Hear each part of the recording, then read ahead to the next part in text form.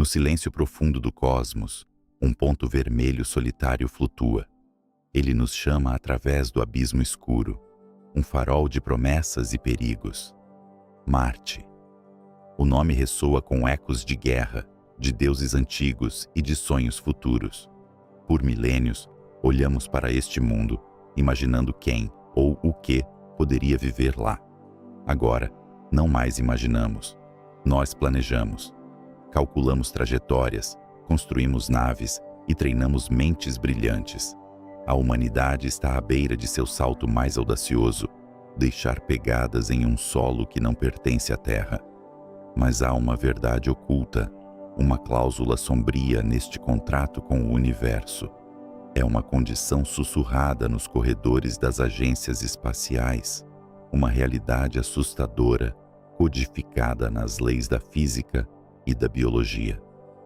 Aquele que partir para o planeta vermelho poderá nunca mais sentir a grama da Terra sob seus pés. Esta não é uma falha de engenharia ou falta de vontade. É uma consequência fundamental da nossa própria fragilidade. A jornada para Marte não é apenas uma travessia de milhões de quilômetros. É uma travessia para um novo estado de ser, uma metamorfose da qual não há retorno. Por quê? Porque qualquer pessoa enviada a Marte estaria, para sempre, acorrentada àquele mundo desolado por grilhões invisíveis? A resposta não está apenas na vastidão do espaço que nos separa, mas nas mudanças profundas e irreversíveis que o cosmos impõe ao corpo humano. Nossa odisseia com Marte começou muito antes da era espacial.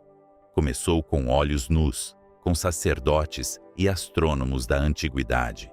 Para os babilônios, era Nergal, a divindade da praga e da destruição. Para os gregos e romanos, Ares e Marte, o deus implacável da batalha. Sua cor de sangue seco no céu noturno era um presságio, um aviso. Com a invenção do telescópio, o medo deu lugar a uma curiosidade febril.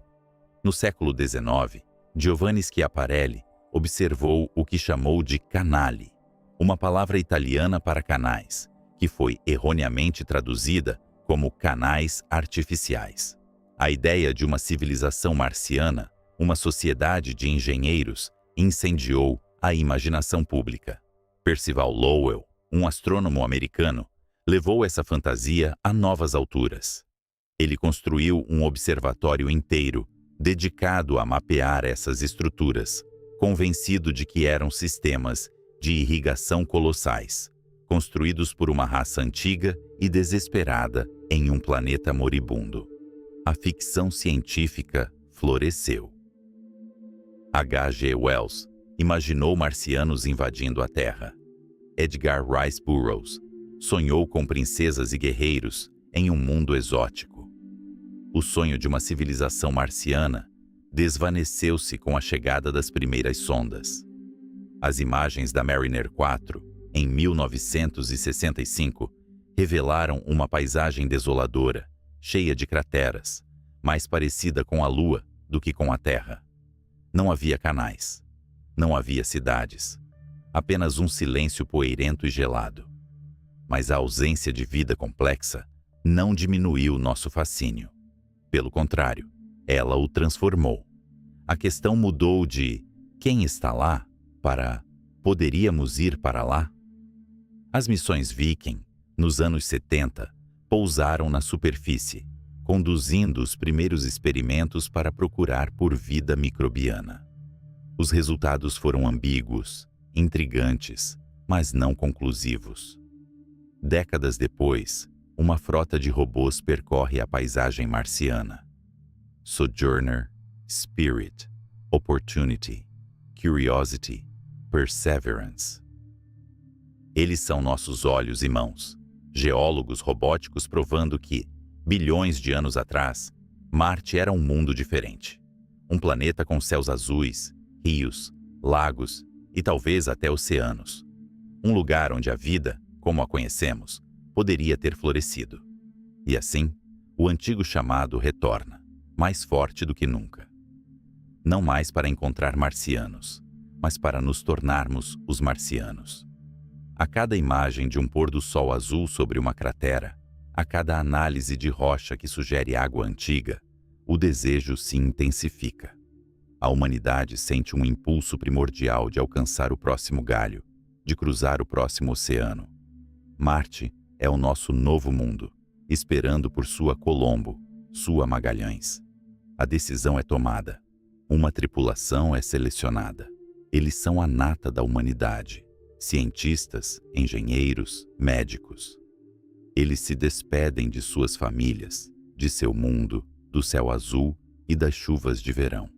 Eles embarcam em uma cápsula, um pequeno oásis de vida impulsionado por uma explosão controlada.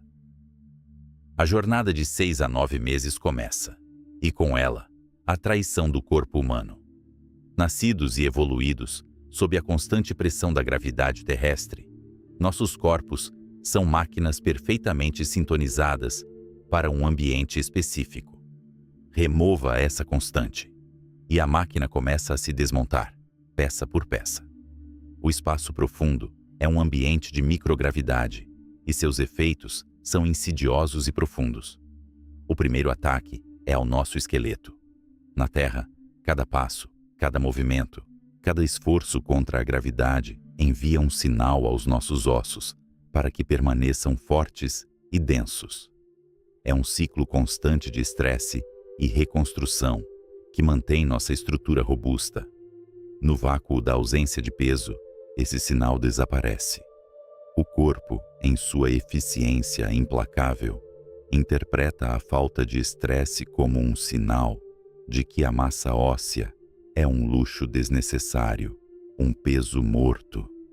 Ele inicia um processo chamado reabsorção óssea. O cálcio e outros minerais começam a ser extraídos da estrutura esquelética, liberados na corrente sanguínea e excretados.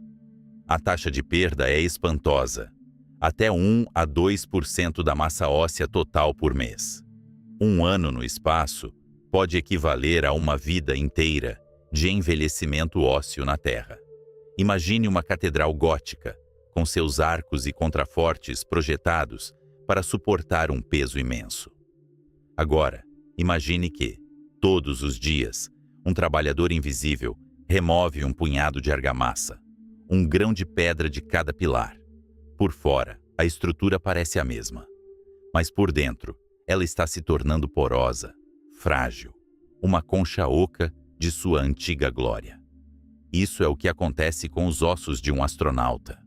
Mesmo com regimes de exercícios rigorosos, a perda não pode ser totalmente detida. Simultaneamente, o sistema muscular entra em guerra consigo mesmo. Os grandes músculos das pernas e das costas, responsáveis por nos manter em pé e nos mover contra a constante força de um G, tornam-se redundantes. Para que servem músculos poderosos quando se pode flutuar de uma parede para outra com um simples toque? O corpo começa a canibalizar essas fibras musculares. A atrofia é rápida. As pernas se tornam finas. A força diminui drasticamente. O coração, sendo um músculo, também é afetado. Ele não precisa mais bombear sangue com tanta força para cima, contra a gravidade, para alcançar o cérebro. Ele se encolhe, se torna menos potente, adaptando-se a um trabalho mais fácil. Mas os efeitos da microgravidade não param por aí. Eles se infiltram em cada sistema. Na Terra, a gravidade puxa os fluidos do nosso corpo para baixo. No espaço, sem essa força, os fluidos se redistribuem, deslocando-se para a parte superior do corpo. Os astronautas frequentemente relatam uma sensação de congestão, como um resfriado constante, e seus rostos ficam visivelmente inchados. Este deslocamento de fluidos tem uma consequência muito mais perigosa. Ele aumenta a pressão dentro do crânio, a pressão intracraniana. Essa pressão constante empurra a parte de trás do globo ocular, achatando-o ligeiramente e deformando o nervo óptico. O resultado é uma condição chamada síndrome neuroocular, associada ao voo espacial, ou SANS. A visão dos astronautas se deteriora. Muitos que partem com visão perfeita retornam precisando de óculos. Em alguns casos, os danos podem ser permanentes. A própria janela pela qual eles veem o universo está sendo distorcida pelo próprio universo. Enquanto o corpo se desfaz por dentro, uma ameaça externa o bombardeia por fora. Radiação. Na Terra, estamos protegidos por um casulo duplo. Nosso campo magnético desvia a maior parte das partículas carregadas do Sol e do espaço profundo. Nossa atmosfera espessa absorve o que resta. Vivemos em um dos lugares mais seguros do Sistema Solar. No espaço interplanetário, essa proteção desaparece. Os astronautas são expostos a um bombardeio incessante de duas formas de radiação. A primeira são os eventos de partículas solares, ou ESPs. São explosões violentas na superfície do Sol que lançam nuvens de prótons de alta energia pelo Sistema Solar a velocidades próximas à da luz. Uma nave pega em uma dessas tempestades pode expor sua tripulação a uma dose letal de radiação em questão de horas. A blindagem pode ajudar, mas adicionar peso à nave tem um custo imenso. A segunda, e mais traiçoeira, forma de radiação são os raios cósmicos galácticos, ou GCRs. Eles são os núcleos de átomos, hidrogênio, hélio, até mesmo ferro, que foram acelerados a energias incríveis por supernovas distantes e buracos negros. Eles viajam pelo cosmos por milhões de anos, perfurando tudo em seu caminho. Imagine estar em um tiroteio onde as balas são invisíveis, movem-se quase à velocidade da luz e podem atravessar o casco de uma nave espacial. Ao contrário das partículas solares, os GCRs são extremamente difíceis de bloquear. Quando eles atingem a blindagem da nave, eles podem criar uma chuva de partículas secundárias, tornando o ambiente interno ainda mais perigoso. Essas partículas rasgam o DNA das células. O corpo pode reparar a maioria dos danos, mas não todos. Cada reparo imperfeito é uma potencial semente de câncer. O risco de desenvolver câncer ao longo da vida, para um astronauta em uma missão a Marte, aumenta significativamente, ultrapassando os limites de segurança aceitos para trabalhadores na Terra. Os danos não se limitam ao câncer. O sistema nervoso central é particularmente vulnerável. Estudos com animais expostos a níveis semelhantes de GCRs mostraram declínio cognitivo, perda de memória e diminuição da capacidade de tomar decisões. Os próprios cérebros, que precisamos que estejam no auge de seu desempenho para pilotar uma missão complexa, estão sendo degradados em um nível celular. É a ironia suprema. A jornada para expandir nossa mente nos expõe a forças que a desfazem. Após meses de deterioração física e bombardeio de radiação, a tripulação chega. Eles pousam na superfície fria e avermelhada de Marte. O momento é histórico, um triunfo para toda a humanidade. Os primeiros passos são dados, a bandeira é plantada. Mas a chegada não é um alívio, é o início da fase mais perigosa. Marte não é a Terra. Seu abraço é o de um estranho, e um estranho hostil. A atmosfera é 100 vezes mais fina que a da Terra, composta quase inteiramente de dióxido de carbono. A pressão é tão baixa que, sem um traje pressurizado, o sangue de um humano ferveria. As temperaturas podem cair para menos de 125 graus Celsius negativos. E há a poeira. O regolito marciano é uma substância perigosa. É fino como talco, mas suas partículas são afiadas como cacos de vidro microscópicos. É eletrostaticamente carregado.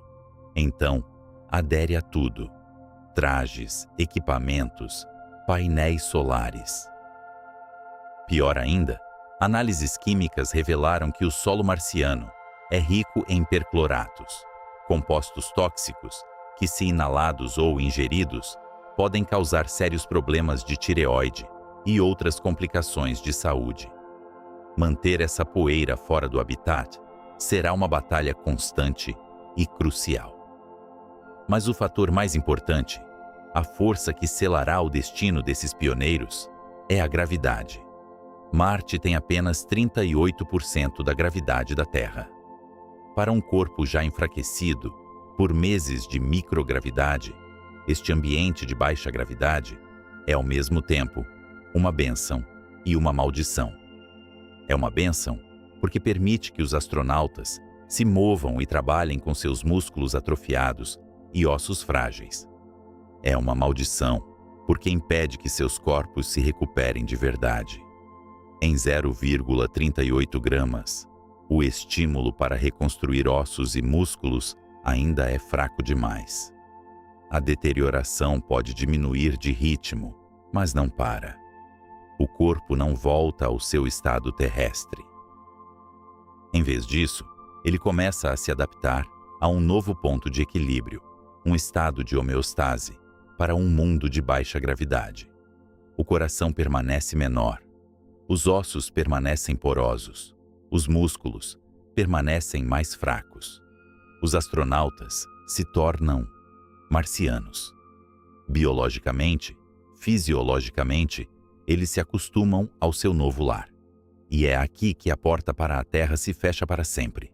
Após 1 ano, 2 anos, vivendo e trabalhando em Marte, o corpo humano terá se transformado tão fundamentalmente que um retorno à gravidade total da Terra não seria apenas desconfortável, seria letal. O corpo se tornou incompatível com seu planeta de origem. Imagine o que aconteceria. Após uma viagem de volta de 6 meses, onde a degradação continuaria, o astronauta pousaria na Terra. Ele tentaria se levantar. Seu coração, agora um músculo enfraquecido e redimensionado para Marte, tentaria bombear sangue para o cérebro contra a força esmagadora de um G. Ele não conseguiria. A pressão arterial despencaria. O cérebro ficaria sem oxigênio, levando à perda de consciência quase instantânea. Seria como pedir a uma bomba de aquário para abastecer um arranha-céu. O sistema cardiovascular entraria em colapso. Se por algum milagre o coração aguentasse, o esqueleto certamente não aguentaria.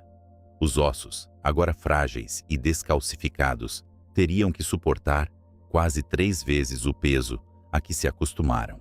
O simples ato de ficar de pé poderia resultar em fraturas espontâneas. O fêmur, o osso mais forte do corpo humano, poderia se estilhaçar. A coluna vertebral poderia entrar em colapso sob o peso da própria cabeça. O esqueleto, que antes era uma estrutura de suporte, se tornaria uma armadilha de dor. O sistema vestibular, localizado no ouvido interno e responsável pelo nosso equilíbrio, teria se recalibrado para a gravidade marciana. De volta à Terra, ele seria bombardeado com sinais conflitantes e avassaladores. O resultado seria um caso de vertigem e enjoo tão severo que deixaria o indivíduo completamente incapacitado, incapaz de distinguir o que é cima e o que é baixo. O corpo se tornaria uma prisão. Nossos astronautas teriam se tornado alienígenas em seu próprio mundo. Eles poderiam assistir a vídeos da Terra, conversar com suas famílias através de uma tela, mas nunca mais poderiam andar em uma praia, sentir a chuva no rosto ou abraçar um ente querido sem arriscar a própria vida. A Terra, com sua gravidade forte e implacável, teria se tornado para eles tão mortal quanto a superfície de Marte é para nós. Mesmo que pudéssemos, de alguma forma, resolver esses problemas biológicos intransponíveis, permanece um obstáculo de uma escala quase inimaginável: a tirania da equação do foguete. A física do voo espacial é cruel e inflexível. Para escapar da atração gravitacional de um planeta, você precisa de uma quantidade enorme de propelente. E esse propelente tem massa, o que significa que você precisa de mais propelente para levantar o propelente inicial. É uma espiral exponencial de massa. Pousar em Marte já é um desafio monumental, frequentemente chamado de 7 minutos de terror. Mas decolar de Marte para voltar para casa é um desafio de outra ordem. Significaria que, junto com os astronautas, o habitat e os suprimentos, teríamos que pousar em Marte um veículo de ascensão completo, um foguete grande e poderoso o suficiente para alcançar a órbita marciana. E, crucialmente, teríamos que pousar todo o combustível necessário para esse foguete. A massa de um sistema de retorno totalmente abastecido seria gigantesca. Lançar algo tão pesado da Terra e pousá-lo com segurança em Marte exigiria foguetes muito maiores do que qualquer coisa que já construímos. O custo seria astronômico, muitas vezes maior do que o de uma missão só de ida. A complexidade e os pontos de falha aumentariam exponencialmente. A solução proposta para este quebra-cabeça logístico é chamada de utilização de recursos in situ, ou ISRU. A ideia é genial. Em vez de levar o combustível conosco, vamos fabricá-lo em Marte. A atmosfera marciana é rica em dióxido de carbono. Sabemos que há grandes quantidades de água congelada sob a superfície. Usando energia de painéis solares ou de um reator nuclear, uma planta química robótica poderia separar o oxigênio do CO2 e combinar o hidrogênio da água com o carbono para criar metano. Metano e oxigênio líquido são um excelente propelente de foguete. A NASA já está testando essa tecnologia. O rover Perseverance levou um pequeno experimento chamado MOXIE, que provou com sucesso que pode gerar oxigênio a partir da atmosfera marciana. Mas escalar o MOXIE, que é do tamanho de uma torradeira, para uma planta industrial capaz de produzir dezenas de toneladas de propelente, é um salto tecnológico colossal. Imagine o cenário. Lançamos uma fábrica química complexa, que nunca foi testada em escala real na Terra, e a pousamos em outro planeta a milhões de quilômetros de distância. Ela precisa operar de forma autônoma, em um ambiente empoeirado e com temperaturas extremas, por pelo menos 2 anos, para produzir combustível suficiente para a viagem de volta. Cada válvula, cada bomba, cada sensor precisa funcionar perfeitamente. Não há mecânicos em Marte. Não há peças de reposição na esquina. Um único componente que falhe, um único vazamento que não possa ser consertado, e a tripulação fica irremediavelmente encalhada. Apostar a vida de uma tripulação em uma fábrica remota e não testada é um risco que muitas agências espaciais podem considerar inaceitável. A opção mais simples, segura e barata se torna dolorosamente óbvia: não incluir um veículo de retorno. Enviar os astronautas em uma missão só de ida. Além da fisiologia e da física, há uma barreira final, talvez a mais alta de todas: a da psique humana.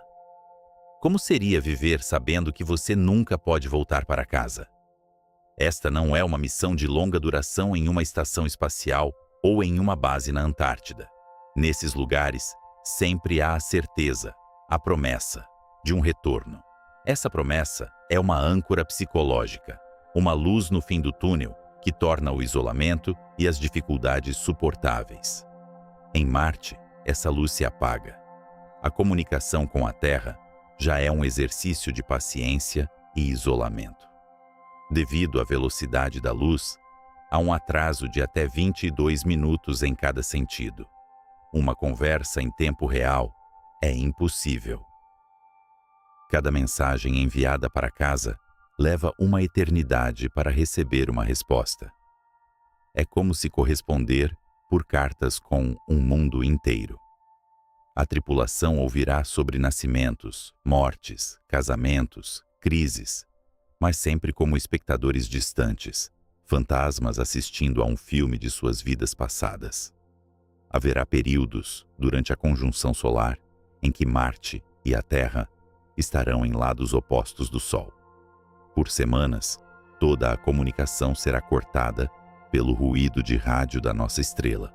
O isolamento será total. A tripulação estará verdadeiramente sozinha no universo, uma pequena ilha de consciência em um oceano de silêncio cósmico. O próprio planeta Terra, o pálido ponto azul de Carl Sagan, será apenas mais uma estrela brilhante no céu noturno marciano. Ver o seu mundo inteiro, com todos que você já amou, reduzido a um ponto de luz, pode desencadear uma profunda crise existencial. É um fenômeno que os psicólogos espaciais chamam de efeito de visão geral, mas levado a um extremo inimaginável. Como a mente humana lida com a permanência dessa condição? Saber que você é um exilado, não por crime, mas por escolha e por biologia. Saber que cada nascer do sol terrestre que você perdeu é um que você nunca mais verá. O peso dessa realidade poderia ser esmagador. A seleção de astronautas para tal missão teria que priorizar uma resiliência psicológica de um tipo que talvez nunca tenhamos visto antes. E, no entanto, talvez estejamos olhando para isso da maneira errada. Talvez a ideia de um retorno seja uma falha de imaginação. Talvez estejamos presos a uma perspectiva centrada na Terra, incapazes de ver o quadro maior.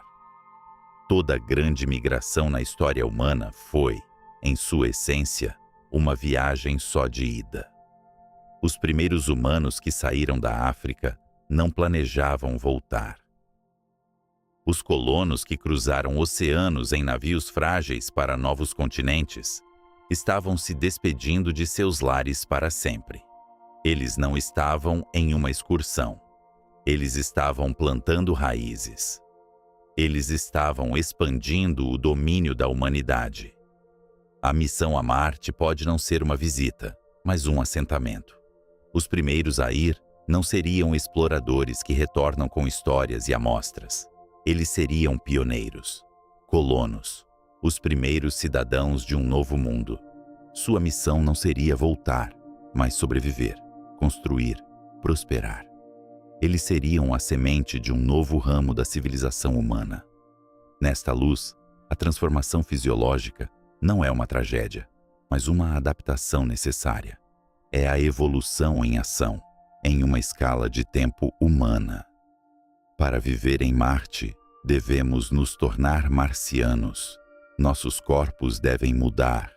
Eles não estariam perdendo a Terra, estariam ganhando Marte. A impossibilidade do retorno deixa de ser uma falha para se tornar um compromisso. Um compromisso total com o futuro da humanidade, como uma espécie multiplanetária. É o ato final de queimar os navios, como os antigos conquistadores faziam para garantir que suas tropas não tivessem outra opção a não ser avançar e vencer. Ao tornar o retorno impossível, garantimos que todo o nosso foco, toda a nossa engenhosidade, toda a nossa vontade de sobreviver esteja concentrada em fazer de Marte um lar. E assim, a imagem final muda. Não é mais a de um prisioneiro olhando com saudade para a Terra. É a de um ancestral, um homem ou uma mulher, envelhecendo sob um céu rosado, olhando para o pequeno ponto azul e sabendo que seu sacrifício deu à humanidade um segundo lar. Uma apólice de seguro contra as catástrofes que poderiam um dia extinguir a vida em nosso planeta de origem. Eles nunca mais poderão voltar para a Terra. Seus corpos, agora sintonizados com a fraca gravidade de Marte, são um testemunho vivo de sua jornada. Eles são a primeira geração de uma nova humanidade, forjada no vácuo do espaço e temperada no solo vermelho. Seu legado não está na jornada de volta, mas na decisão de ficar, de transformar um ponto de luz em um lar para todas as gerações que virão. Essa é a razão, o custo e talvez a glória final da nossa conquista de Marte.